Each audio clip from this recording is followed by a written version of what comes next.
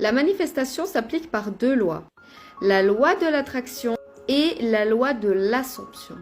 La loi de l'attraction, c'est être sûr que ces désirs vont arriver. Vous ne savez pas comment, vous ne savez pas quand, mais vous en êtes persuadé.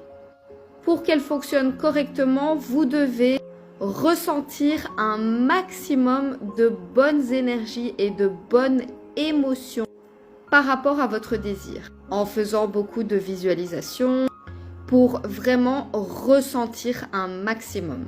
La loi de l'assomption est beaucoup plus simple, car elle définit que tout ce que vous pensez se reflète dans votre réalité. Personnellement, je préfère la loi de l'assomption parce qu'elle est beaucoup plus simple. Il ne faut pas forcément ressentir d'émotions par rapport à ça. Il ne faut même pas forcément y croire pour que ça arrive. Donc aujourd'hui, je vais vous parler un peu plus de la loi de l'assomption et comment elle s'applique. Alors, une assomption, c'est quoi? Une assomption, c'est une pensée dominante. C'est tout ce que vous pensez de vous ou des autres ou de la vie en général.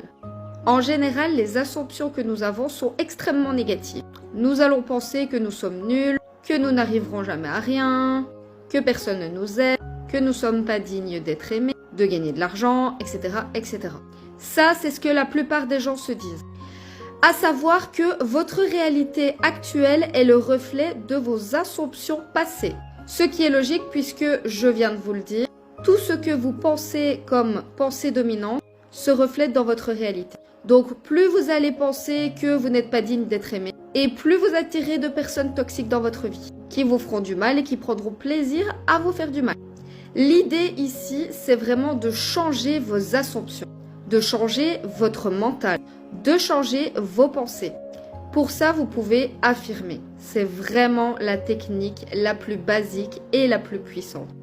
À partir du moment où vous vous dites dans votre tête que vous êtes digne d'être aimé, que vous êtes digne de gagner de l'argent, que vous êtes quelqu'un d'incroyable, que vous êtes irrésistible, que vous êtes inoubliable, etc., etc. Et que vous persistez dans ces pensées, ça va forcément se refléter dans votre réalité. Peut-être pas demain, peut-être pas dans une semaine, peut-être pas dans un mois, mais ça va se refléter.